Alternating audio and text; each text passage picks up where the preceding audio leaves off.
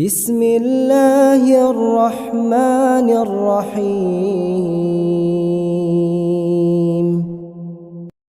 പ്രിയപ്പെട്ട സഹോദരങ്ങളെ, മയ്യത്ത് ആഗ്രഹിക്കുന്നത് എത്രയും പെട്ടെന്ന് കൊണ്ടുപോയി കബറടക്കാനാ. ഇത് നല്ല മയ്യത്ത്. മോശമായ മയ്യത്തോ ജനാസ ചുമന്നു കൊണ്ടുപോകുമ്പോൾ പറമ്പിൽ റോഡ് സൈഡിൽ കെട്ടിയിട്ടിരിക്കുന്ന മൃഗം കടന്ന് ചാടാറുണ്ട്. ചില മൃഗങ്ങൾ കടന്ന് ചാടാറുണ്ട്. എന്തുകൊണ്ടാ ചാടുന്നേ? ഈ ജനാസ കടന്ന് നിലവിളിക്കുകയാ, എന്നെ കൊണ്ടുപോകല്ലേ, നിങ്ങൾ എവിടേക്കാ എന്നെ കൊണ്ടുപോകുന്നേ, എന്നെ നിങ്ങൾ കൊണ്ടുപോകല്ലേ, എന്നെ കബറടക്കല്ലേ എന്ന് ജനാസ വിളിച്ചു പറയുകയാ. അതുകൊണ്ട് മരിച്ചുപോയ മയ്യത്തിന്റെ ഒന്നാമത്തെ ആഗ്രഹം എന്തെന്നറിയുവോ? ആ നല്ല മയ്യത്ത് വിളിച്ചു പറയുകയാണ്, ഖദ്ദിമൂനി, നിങ്ങൾ എന്നെ ഒന്ന് പെട്ടെന്ന് കൊണ്ടുപോയി കബറടക്കണേ, എന്നെ നിങ്ങൾ പെട്ടെന്ന് കൊണ്ടുപോയി ഒന്ന് കബറടക്കണേ എന്നാ മയ്യത്ത് ആഗ്രഹിക്കുകയാണ്. ആ മയ്യത്ത് വിളിച്ചു പറയുമെന്ന് മഹാനായ നബി മുഹമ്മദ് മുസ്തഫ സല്ലല്ലാഹു അലൈഹി വസല്ലമ തങ്ങൾ പറയുമ്പോ, എന്റെ പ്രിയപ്പെട്ട സഹോദരാ, ഇനി രണ്ടാമത്തെ ആഗ്രഹം എന്തെന്നറിയുമോ? പടച്ചവനെ, ജനാസ കൊണ്ടുപോവുകയാ. ജനാസ ഖബർ ആ പള്ളിയിലേക്ക് കൊണ്ടുപോയി. മയ്യത്ത് നമസ്കാരം കഴിഞ്ഞു. ജനാസ ഖബറങ്കാട്ടിലേക്ക് ഇറങ്ങുകയാണ്. ചെറുപ്പക്കാരാ, മയ്യത്ത് പള്ളിപ്പറമ്പിലേക്ക് കൊണ്ടിറങ്ങുകയാ. ആ സമയത്തൊരു ശബ്ദം കേൾക്കും, മോനെ, പടച്ചവനെ, ജനാസ ഖബറിലേക്ക് കൊണ്ടുപോകാൻ അതാ ഖബറടക്കുന്നതിന് വേണ്ടി പള്ളിപ്പറമ്പിലേക്ക് കൊണ്ടിറങ്ങുമ്പോ ഖബർ അവനോട് സംസാരിക്കുമെന്ന് നബി മുഹമ്മദ് മുസ്തഫ സല്ലല്ലാഹു അലൈഹി വസല്ലമ തങ്ങൾ പറയുകയാണ്. ഖബറിന്റെ സംസാരം അവന് കേൾക്കുകയാണ്. ഖബറിന്റെ സംസാരം അവന് കേൾക്കുകയാണ്. പെങ്ങളെ, നിനക്ക് നാവുള്ളതുപോലെ എനിക്ക് നാവുള്ളതുപോലെ ഖബറിന് നാവുണ്ടടോ, ഖബറിന് നാവുണ്ടടോ. എല്ലാ മനുഷ്യരോടും ഖബർ സംസാരിക്കുന്നുണ്ട്. ചെറുപ്പക്കാരാ, എന്റെ ബാപ്പയോട് പറയുകയാണ്, ഞാൻ സംസാരിക്കുന്നത് നിങ്ങൾ കേൾക്കുന്നുണ്ടല്ലോ. ഇതുപോലെ ഖബറിന് നാവുണ്ട്, ആ ഖബർ സംസാരിക്കുന്നുണ്ട്. പക്ഷേ നമ്മളിൽ പലരും അത് കേൾക്കാറില്ല. അത് നമ്മുടെ പോരായ്മയാണ്. ഖബർ സംസാരിക്കുന്നത് കേൾക്കാൻ പറ്റാത്തത് നമ്മുടെ പിഴവാടോ? ഖബർ സംസാരിക്കുമെന്ന് നബി മുഹമ്മദ് മുസ്തഫ സല്ലല്ലാഹു അലൈഹി വസല്ലമ തങ്ങൾ പറയുന്നു. ഖബറിന്റെ സംസാരം കേൾക്കുന്നത് എപ്പോഴെന്നറിയുമോ? സഹോദരാ, ജനാസ പള്ളിപ്പറമ്പിലേക്ക് കൊണ്ടുപോകുമ്പോഴാണ്. ഒരുപാട് പേരോട് ഖബർ സംസാരിച്ചല്ലോ. മഹാനായ ഉമർ ഇബ്നു അബ്ദുൽ അസീസ് റളിയല്ലാഹു തആല അൻഹു മഹാനവറുകൾ ഒരു ജനാസ ഖബറടക്കാൻ പോയതാണ്. ഒരു ജനാസ ഖബറടക്കാൻ പോയതാണ്. മയ്യത്ത് ഖബറടക്കി കഴിഞ്ഞപ്പോ എല്ലാവരും പിരിഞ്ഞു പോവുകയാണ്. ഉമർ ഇബ്നു അബ്ദുൽ അസീസ് തങ്ങൾ ഖബറിന്റെ ചാരത്ത് നിൽക്കുകയാണ്. കൂടെ വന്നവര് പറഞ്ഞു, തങ്ങളെ, ഖബറടക്കി കഴിഞ്ഞല്ലോ, മയ്യത്ത് കുളിപ്പിച്ചു, കഫം പൊതിഞ്ഞു, നിസ്കരിച്ചു, ഖബർ കുടിച്ചു, ഖബറടക്കി. ഇനി എന്തിനാണ് ഒറ്റയ്ക്ക് പള്ളിപ്പറമ്പിൽ നിൽക്കുന്നതെന്ന് ചോദിച്ചപ്പോ ഉമർ ഇബ്നു അബ്ദുൽ അസീസ് തങ്ങൾ പറയുന്നു, എന്നെ ആരും ശല്യം ചെയ്യരുത്, എല്ലാവരും പോകണേ, എല്ലാവരും പോകണേ. എന്നിട്ട് ആരാരുമില്ലാതെ എല്ലാവരും പോയി കഴിഞ്ഞപ്പോ ഉമർ ഇബ്നു അബ്ദുൽ അസീസ് റളിയല്ലാഹു തആല അൻഹു ഒരു ഖബറിന്റെ ചാരത്ത് ചെല്ലുകയാണ്. ആ ഖബറിന്റെ ചാരത്ത് പോയിരുന്ന് കരയുകയാണ്. സംസാരിക്കുന്നില്ലടോ, ഒന്നും മിണ്ടാതെ ഉമർ ഇബ്നു അബ്ദുൽ അസീസ് ഇങ്ങനെ കരയുകയാണ്. ഖബറിന്റെ ചാരത്തിരുന്ന് മിണ്ടാതെ ഇരുന്ന് കരഞ്ഞുകൊണ്ടിരുന്നപ്പോ, അങ്ങനെ കരയണമെന്നാണല്ലോ, ഖബർ കണ്ടാ കരയണമെന്നാണ്. ഖബറെന്നു കേട്ടാൽ തൽക്ഷണം ഞെട്ടേണ്ടതാ, കണ്ടാലുടൻ വാ വിട്ടു നീ കരയേണ്ടതാ. മേടയ്ക്കു പകരം മാളമാ സുബ്ഹാന റബ്ബി, അതിൽ കിടക്കേണ്ടതാ നസുമാന. ഇതൊക്കെ ചിന്തിച്ചു നീ കരയുക സോദരാ, എങ്കിൽ സുറൂറായി നീ കടക്കും മറുകര. കുറിച്ച് പറയുന്നത് കേട്ടാലേ പേടിക്കണമെന്നാണ്, ഖബർ കണ്ടാ കരയണമെന്നാണ്. ഉമർ ഇബ്നു അബ്ദുൽ അസീസ് കരയുകയാണ്. ഖബറിന്റെ ചാരത്തിരുന്ന് കരയുന്നത് കണ്ടപ്പോ ഖബർ ചോദിക്കുന്നു, ഉമർ ഇബ്നു അബ്ദുൽ അസീസ് ഒരുപാട് സമയമായിരുന്ന് കരയുകയാണല്ലോ, എന്തേ എന്നോടൊന്നും നിനക്ക് ചോദിക്കാറില്ലേ? എന്റെ അകത്ത് കിടക്കുന്നവന്റെ അവസ്ഥ നിനക്കറിയണോ? ഞാൻ എങ്ങനെയാണ് പെരുമാറുന്നതെന്നറിയണോ? ഉമർ ഇബ്നു അബ്ദുൽ അസീസ് ഖബറിനോട് ചോദിക്കുന്നു, എങ്ങനെയാ ഒരു ജനാസ കൊണ്ടുവച്ചാൽ എങ്ങനെയാണ് നീ പെരുമാറുന്നതെന്ന് ചോദിക്കുമ്പോ ഖബർ പറയുന്നു, മസഖ്തുൽ കുഫാർ വസദഖതൽ മുഖലതൈൻ വഅഖൽതുൽ ലഹുമാ. ഖബർ പറയുകയാണ്, ഞാൻ അവന്റെ കഫം തുണികൾ വലിച്ചു കീറുകയാണ്. അല്ലാഹുവേ, ഉമർ ഇബ്നു അബ്ദുൽ അസീസ് പറയുന്നു, പറയല്ലേ, അത് കേൾക്കാനുള്ള ധൈര്യം എനിക്കില്ല. പിടഞ്ഞു താഴെ വീണടോ. ഒരു മയ്യത്തിനോട് പെരുമാറുന്നത് എങ്ങനെയാണ് എന്ന് ഖബർ പറയാൻ തുടങ്ങുമ്പോഴേ ചെവി പൊത്തിപ്പിടിച്ച് നിലവിളിച്ചുകൊണ്ട് ബോധം കെട്ട് ഉമർ ഇബ്നു അബ്ദുൽ അസീസ് താഴെ വീഴുകയാണ്. പറയല്ലേ. ഖബറിന്റെ മുകളിലേക്ക് ഉമർ ഇബ്നു അബ്ദുൽ അസീസിന്റെ കണ്ണുനീര് വീഴുകയാണ്. ചെറിയ കുട്ടികളെ പോലെ ഖബറിന്റെ മുകളിൽ കിടന്ന് കരയുന്ന ഉമർ ഇബ്നു അബ്ദുൽ അസീസിനെ കണ്ടപ്പോ ഖബറിന് പോലും സങ്കടം തോന്നുകയാണ്. അപ്പോഴാണ് ഖബർ പറഞ്ഞു കൊടുത്തത്, അല്ലദുല്ലുക അലാ അഖ്ഫാനി ലാ തുബ്ലാ. രക്ഷപ്പെടാനുള്ള വഴി പറഞ്ഞു കൊടുത്തെന്ന് ചരിത്രം പറയുമ്പോ എന്റെ പ്രിയപ്പെട്ട സഹോദര, ജനാസ ഖബറിലേക്ക് കൊണ്ടുവച്ചു. അതാ പിടിമണ്ണ് വാരി വെച്ചു, പലക നിരത്തുകയാണ്. എല്ലാവരും മണ്ണ് വാരിയിടുകയാണ്. മിൻഹാ ഖലഖനാകും വഫീഹാ നുഈദുകും വമിൻഹാ നുഖ്രിജുകും താറത്തൻ നുഖ്റാ എന്ന് പറഞ്ഞുകൊണ്ട് പിടിമണ്ണ് വാരിയിടുകയാണ്. എല്ലാവരും ഖബറിന്റെ ചാരത്ത് നിന്നും മടങ്ങി പോകുമ്പോ ആ ഖബറിനകത്ത് കിടക്കുന്ന ജനാസയുടെ രണ്ടാമത്തെ ആഗ്രഹം എന്തെന്നറിയുവോ? രണ്ടാമത്തെ ആഗ്രഹം എന്താ? അവൻ ആഗ്രഹിക്കുന്നു, അവൻ ആഗ്രഹിക്കുകയാണ്, പടച്ചവനെ, എന്റെ കുടുംബക്കാരോട് ചെന്നിട്ട് അല്ലാഹു എനിക്ക് ഖബറിനകത്ത് നൽകിയ ഈ പ്രതിഫലത്തെ കുറിച്ചൊന്ന് പറഞ്ഞു കൊടുക്കാൻ ആ മയ്യത്ത് കൊതിക്കുമെന്ന് മഹാനായ നബി മുഹമ്മദ് മുസ്തഫ സല്ലല്ലാഹു അലൈഹി വസല്ലമ തങ്ങൾ പറയുകയാ, നബി തങ്ങൾ പറയുന്നു, എന്റെ പ്രിയപ്പെട്ടവരെ, ആ ജനാസ ആഗ്രഹിക്കുകയാണ്, അല്ലാഹുവേ, രണ്ട് മലക്കുകൾ പതാമുഖം പ്രകാശിക്കുന്ന രീതിയിൽ അല്ലാഹ് ഖബറിനകത്ത് ഇറങ്ങി വന്നിട്ട് മൻ റബ്ബുക മൻ ദീനുക മൻ ഇമാമുക, ആ മലക്കുകൾ അവിടെ നിന്ന് ചോദ്യം ചോദിച്ചിട്ട് പടച്ചവനെ അവന്റെ കാലിന്റെ ഭാഗത്ത് സ്വർഗത്തിന്റെ കവാടമങ്ങ് തുറക്കുകയാ. കണ്ണെത്താ ദൂരം ഖബർ വിശാലമാവുകയാ. സ്വർണത്തിന്റെ വിരിപ്പ് വിരിച്ചു കൊടുക്കുകയാ. കാലിന്റെ ഭാഗത്ത് സ്വർഗം ഇങ്ങനെ തുറന്നു കാണിക്കുകയാ. എന്നിട്ട് ആ മയ്യത്തിനോട് പറയുകയാണ്, ലം കനൗമത്തിൽ ഖിയാമത്ത് നാട് വരെ മണിയറയ്ക്കകത്ത് കിടന്നുറങ്ങുന്നവനെ പോലെ നീ ഇതിനകത്ത് കിടന്ന് ഉറങ്ങിക്കോ എന്ന് അല്ലാഹുവിന്റെ മലക്കുകൾ ആ മയ്യത്തിനോട് പറയുകയാണ്. ആ ഖബറിനകത്ത് അല്ലാഹു കൊടുത്തിരിക്കുന്ന പ്രതിഫലത്തെ കുറിച്ച് എന്റെ ഭാര്യയോടൊന്ന് പറഞ്ഞിരുന്നെങ്കിൽ, എന്റെ മക്കളോടൊന്ന് പോയി പറയാൻ പറ്റുമായിരുന്നെങ്കിൽ എത്രയോ നല്ലതായിരുന്നു എന്ന് മയ്യത്ത് കൊതിച്ചു പോവുകയാണ്.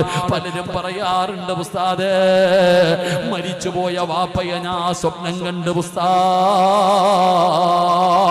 ചിരിക്കുന്ന മുഖത്തോടെ ഇരിക്കുന്ന എന്റെ വാപ്പയെ കണ്ടു, സന്തോഷത്തോടെ നടക്കുന്ന ഉമ്മയെ കണ്ടു. സഹോദരാ, മരിച്ചുപോയ മയ്യത്തിന്റെ രണ്ടാമത്തെ ആഗ്രഹമാണ്, എനിക്ക് അല്ലാഹു തന്ന പ്രതിഫലത്തെ കുറിച്ച് എനിക്ക് എന്റെ കുടുംബക്കാരോടൊന്ന് പറയാൻ പറ്റിയിരുന്നതെങ്കിൽ. നിസ്കരിച്ചതിന് റബ്ബ് തന്ന പ്രതിഫലം ഇതാണ്, നോമ്പ് പിടിച്ചതിന് റബ്ബ് തന്ന പ്രതിഫലം ഇതാണ്, സദക്ക കൊടുത്തതിന് പടച്ച റബ്ബ് തന്ന പ്രതിഫലം ഇതാണ്. മക്കളെ, ഇരുട്ടുള്ള ഖബറിന്റെ അകത്ത് വല്ലാത്ത വെളിച്ചമാ. ഈ വെളിച്ചം കിട്ടിയത് ഞാൻ അല്ലാഹുവിന്റെ ദീനിനെ സഹായിച്ചല്ലോ, പാവങ്ങളെ സഹായിച്ചല്ലോ, അല്ലാഹുവിന്റെ പള്ളികൾക്ക് കൊടുത്തല്ലോ, മദ്രസയുടെ പണിയാണെന്നറിഞ്ഞപ്പോ അല്ലാഹു എനിക്ക് തന്ന സമ്പത്തിൽ നിന്നൊരൽപ്പം ഞാൻ കൊടുത്തല്ലോ. ഇന്ന് ഖബറിനകത്ത് ഞാൻ ഒറ്റയ്ക്കല്ല, ഖബറിനകത്ത് ആ നന്മകൾ മുഴുവനും എനിക്ക് കൂട്ടായിട്ടുണ്ട്. എന്റെ ഖബറിന് വല്ലാത്ത വിശാലതയാ, എന്റെ ഖബറിനകത്ത് വല്ലാത്ത വെളിച്ചമാ. എന്റെ കാലിന്റെ ഭാഗത്ത് രാവിലെയും വൈകിട്ടും സ്വർഗമിങ്ങനെ തുറന്നു കാണിക്കുകയാ. ഇതൊക്കെ കുടുംബക്കാരോട് ചെന്ന് പറയാൻ ആ മയ്യത്ത് കൊതിക്കുമെന്ന് നബി തങ്ങൾ അവിടുന്ന് പഠിപ്പിക്കുമ്പോ, എന്റെ പ്രിയപ്പെട്ട സഹോദരാ, 6 അടി മണ്ണിന്റെ അകത്ത് പ്രയോജനമുണ്ടാകാൻ, 6 അടി മണ്ണിന്റെ അകത്തേക്ക് കടന്നു ചെല്ലുമ്പോ അവിടെ എന്തെങ്കിലും ഉപകാരപ്പെടുന്നത് ചെയ്യാൻ കഴിയണം സഹോദരാ. അതുകൊണ്ട് ഈ നാട്ടുകാരോട് എനിക്ക് പറയാനുള്ളത്, അല്ലാഹു നിങ്ങൾക്കൊരവസരം തരികയാണ്, പടച്ച റബ്ബ് നിങ്ങൾക്കൊരു ചാൻസ് തരികയാണ്. റബ്ബ് തരുന്ന ചാൻസ് ഏതെന്നറിയുമോ? ഒരു ജാരിയായ സദക്ക ചെയ്യാനുള്ള അവസരമാണ്. ഒരു ജാരിയായ സദക്ക ചെയ്യാൻ പാവപ്പെട്ട പെൺകുട്ടികളെ കെട്ടിച്ചു കൊടുക്കാനല്ല, രോഗികൾക്ക് മരുന്ന് വാങ്ങലല്ല.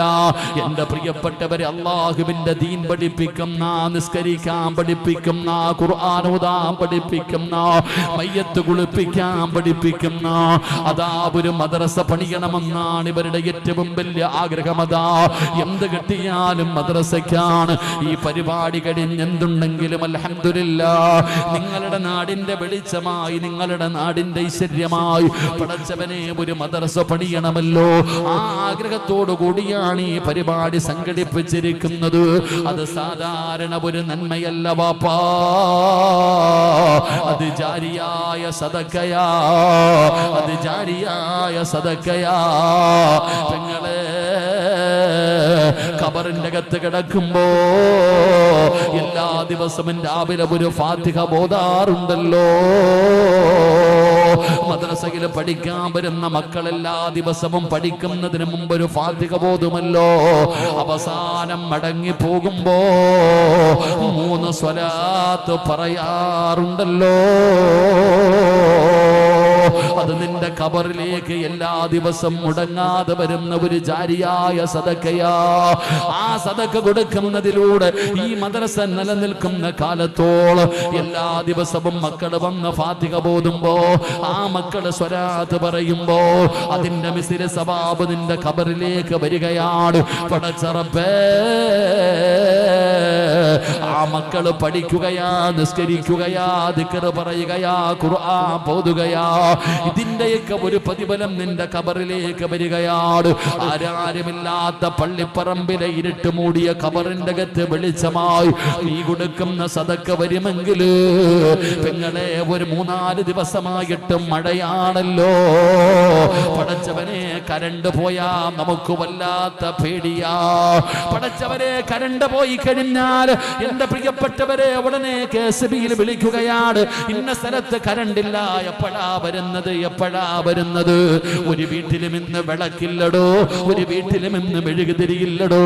പടച്ചവനെ, കരണ്ട് പോയി കഴിഞ്ഞാൽ നമുക്ക് വല്ലാത്ത പേടിയാ, ഇരുട്ടത്തിരിക്കാൻ വല്ലാത്ത ഭയമാ. പടച്ചവനെ, കൊച്ചുകുട്ടികൾ ഇരുട്ടത്തിരുന്ന് പഠിച്ചിട്ടില്ല.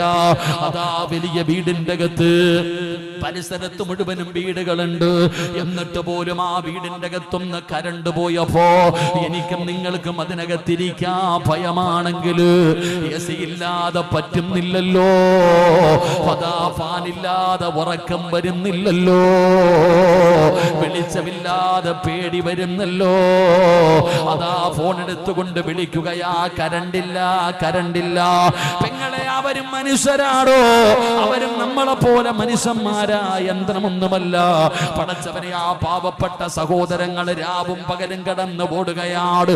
എവിടെ മരം വീണാലും രാത്രിയൊന്നും പകലുമില്ലാതെ അവര് കിടന്ന് കഷ്ടപ്പെടുന്നു. അവരെ ചീത്ത പിടിക്കുന്ന ഒരുപാട് പേരുണ്ട്.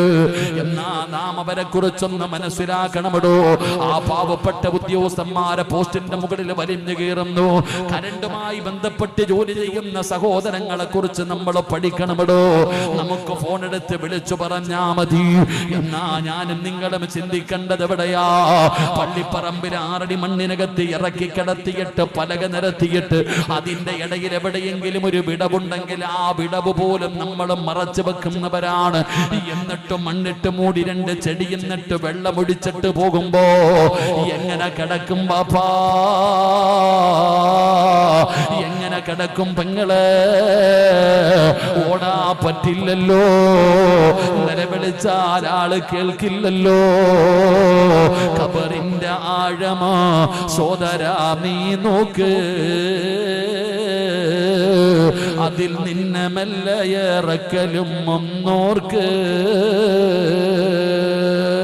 ഇതുപോലെ ജീവിത കാലമില്ലൊരുക്കുണ്ട്, കുടുസായതും കണ്ടിട്ടുമുണ്ടോ പണ്ട്? ഇതുപോലെ ഒരു വീട് കണ്ടിട്ടുണ്ടോ മോനെ? പള്ളിപ്പറമ്പിലെ ഖബറിനകത്ത് കിടക്കുന്ന അവസ്ഥയെ കുറിച്ച് ചിന്തിക്കാത്തതെന്ത്? അതുകൊണ്ട് എന്റെ പ്രിയപ്പെട്ടവരോട് പറയുന്നു, പെയ്ത അതാ പേമാരി പെയ്യുന്ന സമയത്താണ് 4 ദിവസമായിട്ട് ഇങ്ങനെ ഒരു പരിപാടി നടക്കുന്നത്. ഈ നാടിന്റെ ഒത്തൊരുമയാടോ, ഇവരുടെ ഇഖ്ലാസ് ആത്മാർത്ഥമായിട്ടുള്ള പരിശ്രമമാണ്. പല പരിപാടികളും മഴയുടെ പേര് പറഞ്ഞിട്ട് ഉപേക്ഷിക്കുമ്പോ അല്ലാഹുവേ, സാധാരണ നടക്കുന്നതിനും ഗംഭീരമായി മനോഹരമായ രീതിയിൽ ഇങ്ങനെ ഒരു മജ്‌ലിസ് ഈ നാട്ടിൽ നടക്കുമ്പോ ഇവരുടെ നിയ്യത്ത് നല്ലതാ, ഇവരുടെ ഇഖ്ലാസോട് കൂടിയുള്ള നിയ്യത്ത് നല്ലതാ. നിയ്യത്ത് നല്ലതായത് കൊണ്ടാ അല്ലാഹു ഈ പരിപാടി മുടക്കാതെ മനോഹരമായ രീതിയിൽ ഇങ്ങനെ ഒരുക്കി തന്നത്. അതുകൊണ്ട് കണ്ടില്ലെന്ന് പറയല്ലേ, കണ്ടില്ലെന്ന് നടിക്കല്ലേ. ഉസ്താദേ, പൈസ ചോദിക്കുമ്പോ നമ്മൾ പറയും നമ്മൾ പള്ളിക്ക് കൊടുത്തതാ, പാവങ്ങൾക്ക് കൊടുത്തതാ, ഞാൻ ഒരുപാട് സഹായിച്ചതാ. പറയല്ലേ വാപ്പാ, പറയല്ലേ വാപ്പാ. അല്ലാഹു തന്നിരിക്കുന്നത് നിന്നെ പരീക്ഷിക്കാനാ. ഉള്ളതിൽ പങ്ക് കൊടുക്കണേ പെങ്ങള്. ഇല്ലെന്ന് പറയല്ലേ, ഇല്ലെന്ന് പറയല്ലേ. വഅദ് കേൾക്കാൻ വന്നിരിക്കുന്ന എല്ലാ പെണ്ണിന്റെ ശരീരത്തിലും സ്വർണമാണല്ലോ. എത്ര പവനുണ്ടെന്ന് തൂക്കാതെ പറയാൻ പറ്റുമോ? എത്ര പവന് സ്വർണമാണ് ഇപ്പൊ നിന്റെ കയ്യിലുള്ളതെന്ന് തൂക്കാതെ പറയാൻ പറ്റുമോ? ഇല്ലല്ലോ പെങ്ങള്. സഹോദരാ, നിനക്ക് പറയാൻ പറ്റുമോ നിന്റെ കയ്യിൽ എത്ര ലക്ഷങ്ങളുണ്ടെന്ന്? പറയാൻ നോക്കാതെ പറ്റൂല. അത്രയും സമ്പത്ത് അല്ലാഹു നിനക്ക് തന്നിരിക്കുന്നു. പക്ഷേ കൊടുക്കാൻ മനസ്സില്ലടോ. പള്ളിയാണെങ്കിലും പാവങ്ങളാണെങ്കിലും യതീമാണെങ്കിലും രോഗിയാണെങ്കിലും ഏത് നല്ല കാര്യത്തിന് ചോദിച്ചാലും മനസ്സ് വരുന്നില്ലടോ. അതാ ചോദിക്കുന്നവനെ കളിയാക്കി വിടുകയാ. അവന് അതാ പടച്ചവനെ ഒന്നുമില്ലെന്ന് പറഞ്ഞു വിടുകയാ. എല്ലാവരുടെ ആഗ്രഹം സ്വർഗത്തിൽ പോകണമെന്നല്ലേ, സ്വർഗത്തിൽ പോകണമെന്ന് കൊതിക്കുന്ന വാപ്പാ. മഹാനായ ആദരവായ പ്രവാചകൻ നബി മുഹമ്മദ് മുസ്തഫ സല്ലല്ലാഹു അലൈഹി വസല്ലമ തങ്ങളുടെ മുമ്പിൽ ഒരു പാവപ്പെട്ടവനെ കടന്നു വരികയാണ്. യാ റസൂലല്ലാഹ്, അല്ലാഹുവിന്റെ നബിയേ, ഭക്ഷണം കഴിച്ചിട്ട് ദിവസങ്ങളായി നബിയേ, ഞാനൊരു പാവപ്പെട്ടവനാ നബിയേ, എന്റെ കയ്യിൽ ഒന്നുമില്ല നബിയേ, എന്നെ ഒന്ന് സഹായിക്കണേ എന്ന് മുത്തി നബിയുടെ മുമ്പിൽ വന്ന് ചോദിക്കുമ്പോ അല്ലാഹുവിന്റെ പ്രവാചകം തന്റെ പ്രിയപ്പെട്ട ഭാര്യയായ ആയിഷ ബീവിയുടെ മുഖത്തേക്ക് നോക്കുകയാണ്. ആയിഷ തലതാഴ്ത്തി നിൽക്കുകയാണ്. കാരണം അല്ലാഹുവിന്റെ റസൂലിന്റെ വീടിന്റെ അകത്ത് കൊടുക്കാനൊന്നുമില്ല. അല്ലാഹുവിന്റെ റസൂലിന്റെ വീടിന്റെ അകത്ത് കൊടുക്കാനൊന്നുമില്ല. പടച്ചവനെ നബി തങ്ങൾക്ക് മനസ്സിലായി ഒന്നുമില്ലെന്ന്. അള്ളാന്റെ റസൂല് പറഞ്ഞ അബൂബക്കറിന്റെ വീട്ടിലേക്ക് പോകാൻ, എന്റെ അബൂബക്കറിന്റെ വീട്ടിൽ പോയാൽ ഒരിക്കലും അബൂബക്കർ വെറും കൈയോടെ മടക്കൂല. ആ മനുഷ്യൻ അബൂബക്കർ സിദ്ദീഖ് റളിയല്ലാഹു തആല അൻഹുവിന്റെ വീട്ടിലേക്ക് പറഞ്ഞു വിടുകയാണ്. അബൂബക്കർ തങ്ങളുടെ വീടിന്റെ മുറ്റത്ത് ചെന്നു സലാം പറഞ്ഞിട്ട് പറഞ്ഞു, അബൂബക്കറേ, അല്ലാഹുവിന്റെ പ്രവാചകൻ പറഞ്ഞു വിട്ടതാണ്, എനിക്ക് എന്തെങ്കിലും ഒന്ന് തന്ന് സഹായിക്കണേ. അബൂബക്കർ തങ്ങൾക്കറിയാ വീടിന്റെ അകത്തൊന്നുമില്ലെന്ന്. എന്നാലും ചുമ്മാതെ ഒന്ന് കേറി നോക്കുകയാണ്. ആ മനുഷ്യൻ എന്തെങ്കിലും ഒന്ന് കൊടുക്കാൻ അബൂബക്കർ തങ്ങൾ വീട് മുഴുവനും തെരഞ്ഞു നോക്കിയപ്പോ ഒന്നുമില്ല സഹോദരാ. ഇട്ടിരിക്കുന്ന വസ്ത്രമല്ലാതെ കൊടുക്കാൻ ഒരു വസ്ത്രം പോലും വീടിന്റെ അകത്തില്ല. ആ പാവപ്പെട്ടവനോടൊന്നുമില്ല എന്ന് പറയാൻ അബൂബക്കർ തങ്ങൾ വെളിയിലേക്ക് വരുമ്പോ ആ മനുഷ്യൻ പറയും, അബൂബക്കറേ, അള്ളാന്റെ റസൂല് പറഞ്ഞത് എന്തെന്നറിയുമോ? എന്റെ അബൂബക്കറിന്റെ വീട്ടിൽ പോയാ വെറും കയ്യോടെ മടക്കൂല. അല്ലാഹുവേ, അബൂബക്കർ തങ്ങളെ വീടിന്റെ അകത്തിരുന്ന് കരയുകയാ. എന്തിനാണ് കരയുന്നതെന്നറിയുമോ? വീടിന്റെ മുറ്റത്ത് വന്ന് നിൽക്കുന്ന പാവപ്പെട്ടവന് വെറും കയ്യോടെ മടക്കാൻ പൈസയില്ല, കൊടുക്കാ ഭക്ഷണമില്ല, കൊടുക്കാ വസ്ത്രമില്ല. അവൻ എന്തെങ്കിലും ഒന്ന് കൊടുക്കണമല്ലോ, എന്തെങ്കിലും ഒന്ന് കൊടുക്കണമല്ലോ. വെറും കയ്യോടെ മടക്കാ മനസ്സ് വരുന്നില്ലടോ. അവസാനം പടച്ചവനെ വാതിലിന്റെ ഇടയിലൂടെ ഒരു പൊതിയെടുത്തു കൊടുത്തിട്ട് പറയുന്നു, എന്റെ കയ്യിൽ ഇതേ ഉള്ളത് എടുത്തുകൊള്ളാൻ. അല്ലാഹുവേ, ഒരു ജോഡി വസ്ത്രമാണ് കൊടുത്തത്, ധരിക്കാനൊരു വസ്ത്രം കൊടുത്തടോ. ആ മനുഷ്യന് ഉള്ളത് എന്തെങ്കിലും കിട്ടിയല്ലോ എന്ന് മടങ്ങുകയാണ്. അല്ലാഹുവേ, നമസ്കാരത്തിന് പള്ളിയിൽ ബാങ്ക് വിളിച്ചു. എന്നാ നിസ്കരിക്കാൻ വരുന്ന അബൂബക്കർ തങ്ങളെ കാണുന്നില്ല. നിസ്കരിക്കാൻ പള്ളിയിൽ നേരത്തെ വരുന്ന അബൂബക്കറിനെ കാണുന്നില്ല. അള്ളാന്റെ റസൂൽ ചോദിക്കുന്നു, സഹാബ, അബൂബക്കർ വന്നില്ലേ സഹാബ? ഇല്ല നബിയേ, അബൂബക്കർ വന്നില്ല നബിയേ. അള്ളാന്റെ റസൂല് ചോദിക്കുന്നു, എന്തെങ്കിലും രോഗമാണോ? അബൂബക്കറിന് സുഖമില്ലേ സഹാബ? ചെന്ന് നോക്ക് സഹാബ. മഹാനായ തൽഹ തങ്ങളാണ് ചെന്ന് നോക്കാൻ പോകുന്നത്. അബൂബക്കർ തങ്ങളുടെ വീട്ടിലേക്ക് ചെന്ന് നോക്കാൻ പോയിട്ട് ഇലാ ഹദറത്തി റസൂലില്ലാഹ്, അല്ലാഹുവിന്റെ പ്രവാചകന്റെ മുമ്പിലേക്ക് പൊട്ടിക്കരഞ്ഞുകൊണ്ട് ഓടി വരികയാണ്. യാ റസൂലല്ലാഹ്, അല്ലാഹുവിന്റെ നബിയേ, രോഗമൊന്നുമില്ല നബിയേ, രോഗമൊന്നുമില്ല നബിയേ. അങ്ങ് പറഞ്ഞു വിട്ട പാവപ്പെട്ട മനുഷ്യനെ വെറും കയ്യോടെ മടക്കാ മനസ്സില്ലാതെ, തന്റെ വീടിന്റെ അകത്ത് കൊടുക്കാനൊന്നുമില്ലാതെ ഇട്ടിരുന്ന വസ്ത്രം ഊരിക്കൊടുത്തു നബിയേ. ഇട്ടിരുന്ന വസ്ത്രം ഊരിക്കൊടുത്തു നബിയേ. ധരിക്കാ വസ്ത്രമില്ലാതെ വാതിലടച്ചിരുന്ന് കരയുകയാണ് നബിയേ. ഇട്ടിരുന്ന വസ്ത്രമാ ഊരിക്കൊടുത്തത്. എന്റെ പ്രിയപ്പെട്ട മുസ്ലിമേ, അവസാനം അല്ലാഹുവിന്റെ റസൂൽ വീട് തിരയുകയാണ്. ആയിഷ ബീബി റളിയല്ലാഹു തആല അൻഹ കീറി പറഞ്ഞ ഒരു വസ്ത്രം, ഒരു പടയങ്കിയോ വസ്ത്രമോ എടുത്തു കൊടുത്തു. അതും ധരിച്ചുകൊണ്ട് അബൂബക്കർ തങ്ങൾ നടന്നു വരുമ്പോ ജിബ്രീൽ കരഞ്ഞടോ, അല്ലാഹുവിന്റെ മലക്കുകൾ കരഞ്ഞടോ. എന്റെ പ്രിയപ്പെട്ടവരെ, അബൂബക്കർ തങ്ങളെ കിടക്കുന്ന സ്വർഗമാ ഞാനും നിങ്ങളും ചോദിക്കുന്നത്. എന്തർഹതയാ, എന്ത് യോഗ്യതയാ. അതുകൊണ്ട് എന്റെ പ്രിയപ്പെട്ടവരോട് പറയുന്ന പള്ളിയുടെ അവസ്ഥ എന്താണെന്ന് നിങ്ങൾക്കറിയുമല്ലോ. സഹോദര, മദ്രസയുടെ ലക്ഷ്യം എന്താണെന്ന് നിങ്ങൾക്കറിയുമല്ലോ.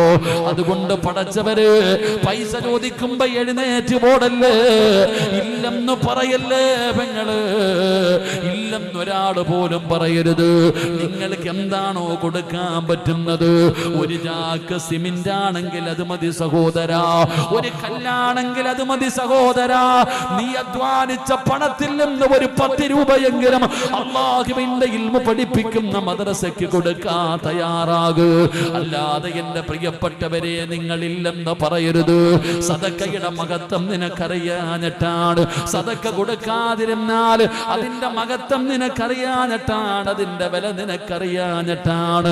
എപ്പോഴാണ് അതറിയുന്നതെന്നറിയുമോ? ലൗലാ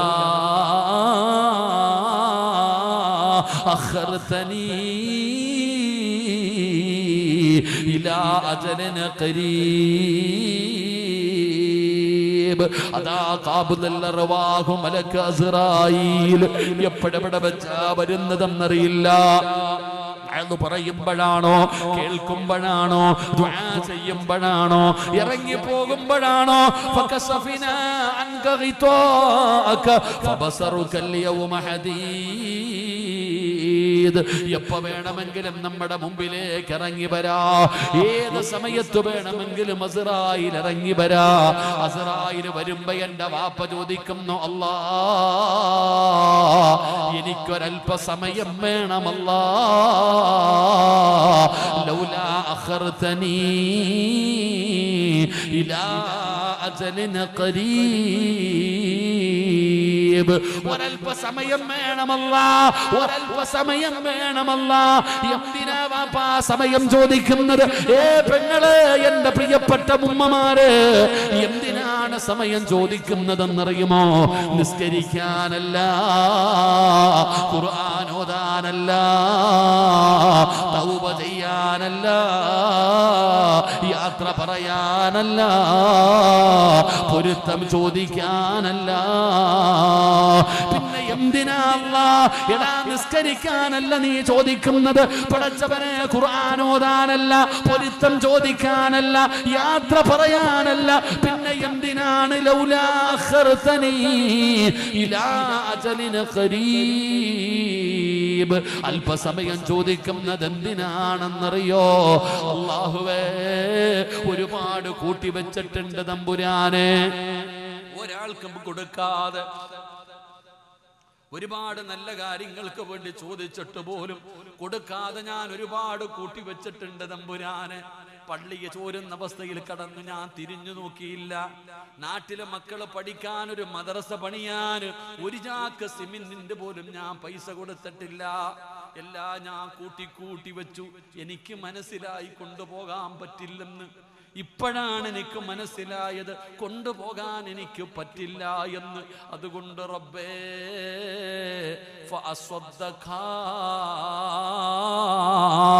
എനിക്ക് സദക്ക കൊടുക്കണം പടച്ചവനെ, എനിക്ക് സദക്ക കൊടുക്കണം തമ്പുരാനെ. എൻ്റെ ഭാര്യയോടൊന്ന് പറയണം, പെണ്ണേ, ഞാൻ സമ്പാദിച്ചു വെച്ചതിൽ നിന്നൊരൽപ്പമെങ്കിലും നീ പള്ളിക്ക് കൊടുക്കണേ, മദ്രസയ്ക്ക് കൊടുക്കണേ എന്നൊന്ന് പറയാ. മക്കളെ, ഉമ്മാടെ ശരീരത്ത് കിടക്കുന്ന സ്വർണമെങ്കിലും എല്ലാം നിങ്ങൾ എടുത്തോ. ഈ ശരീരത്ത് കിടക്കുന്ന സ്വർണമെങ്കിലും അല്ലാഹുവിന്റെ പള്ളിക്കൊന്ന് കൊടുക്കണേ എന്നൊന്ന് പറയാൻ ഒരല്പസമയം തരണേ അല്ലാ. ഇല്ല വാപ്പാ, 40 കൊല്ലം 50 കൊല്ലം 60 കൊല്ലം അല്ലാഹു നിനക്ക് തന്നിട്ട് കൊടുത്തില്ലല്ലോ. നാണംകെടും വാപ്പാ, നാണംകെടും പെങ്ങളെ. അതുകൊണ്ട് ആരോടും ഞാൻ പറഞ്ഞു വെച്ചിട്ടില്ല. എഴുന്നേറ്റ് ഓടേണ്ടവർക്കോടാ, ഉറക്കം നടിക്കണ്ടവർക്ക് ഉറക്കം നടിക്കാം, തലകുനിച്ചിരിക്കേണ്ടവർക്ക് തലകുനിച്ചിരിക്കാം. ഒരേ ഒരു പ്രതിഫലമേ ഉള്ളൂ, നിങ്ങളുടെ മഹല്ലിൽ ഒരു മദ്രസ വേണം. അല്ലാഹുവേ, ആ മദ്രസ പണിയുന്നതിന് വേണ്ടി ഒരു കല്ല് വാങ്ങിക്കൊടുത്ത അല്ലാഹു നിനക്ക് തരുന്ന പ്രതിഫലം എന്തെന്നറിയോ? ഇന്നല്ലാഹ അസ്തറാ മിനൽ മുഅ്മിനീന അൻഫുസഹും വഅംവാലഹും ബിഅന്ന ലഹുമുൽ ജന്ന. ഞാൻ പറയുകയല്ല, അല്ല പറയുകയാ. അല്ലാഹു പറയുന്നു നിനക്ക് സ്വർഗം തരാമെന്ന്. പെങ്ങളെ, അല്ലാഹു പറയുന്നു നിനക്ക് സ്വർഗം തരാമെന്ന്. വേണോ പെങ്ങള്? വേണോ പെങ്ങള്? അല്ലാഹുവിന്റെ സ്വർഗം വേണോ പെങ്ങള്? ഇന്ന് നിന്റെ പേര് വിളിച്ചു പറയില്ല, ഫ്ലെക്സ് വെക്കില്ല, ആരും അറിയില്ല. എന്നാ നീ കൊടുത്ത സദക്കയുടെ പ്രതിഫലം നിനക്കറിയടോ? അസ്റായീൽ എന്ന് പറയുന്ന മലക്ക് കടന്നു വന്നിട്ട് കാലിന്റെ തള്ളവിരൽ മുതൽ റൂഹ് പിടിച്ച് തൊണ്ടക്കുടിയുടെ ഭാഗത്തേക്ക് കടന്നു വരുമ്പോ എന്തൊരു വേദനയാണെന്നറിയോ? എന്തൊരു വേദനയാണെന്നറിയോ? അല്ലാഹുവിന്റെ റസൂൽ പറഞ്ഞു, ആയിഷ, ഇന്നൽ മൗതി ലസകറാ,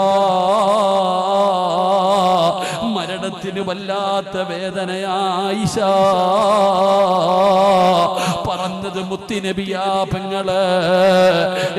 വാപ്പമാരെ, കുല്ലു നഫ്സിന് ദാഇഖത്തുൽ മൗത്ത്, മരണത്തിനൊരു വേദനയുണ്ട് വാപ്പാ. ഞാനും നിങ്ങളും ഉദ്ദേശിക്കുന്ന വേദനയല്ല. ഈ ലോകം തന്നെ പടയ്ക്കാൻ കാരണക്കാരനായ നബിതങ്ങളാണ് മരണവേദന സഹിക്കാൻ കഴിയാതെ എഴുന്നേറ്റല്ലോ, തിരിഞ്ഞും മറിഞ്ഞും കിടന്നല്ലോ, വെള്ളം കോരി മുഖത്തൊഴിച്ചല്ലോ. അസ്റായീലേ, ഒന്ന് പതുക്കെ പിടിക്കുക അസ്റായീൽ, എനിക്ക് വേദനിക്കുന്നു അസ്റായീൽ. യാ റസൂലല്ലാഹ്, അല്ലാഹുവിന്റെ നബിയേ, ഇതിനെക്കാളും മയമായി പിടിക്കാൻ എനിക്കറിയില്ല നബിയേ. ഇത് സിറാജ് പറഞ്ഞ വാക്കല്ലടോ.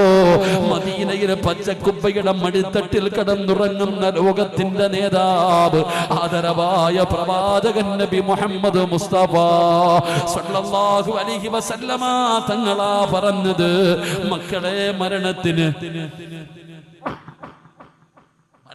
വല്ലാത്ത വേദനയാ, മരണത്തിന് വല്ലാത്ത വേദനയുണ്ടെന്ന്. അതുകൊണ്ട് എന്റെ പ്രിയപ്പെട്ടവരോട് പറയുകയാ, എപ്പോ എവിടെ വെച്ചാണ് വരുന്നതെന്നറിയില്ല, ഏത് രീതിയിലാണ്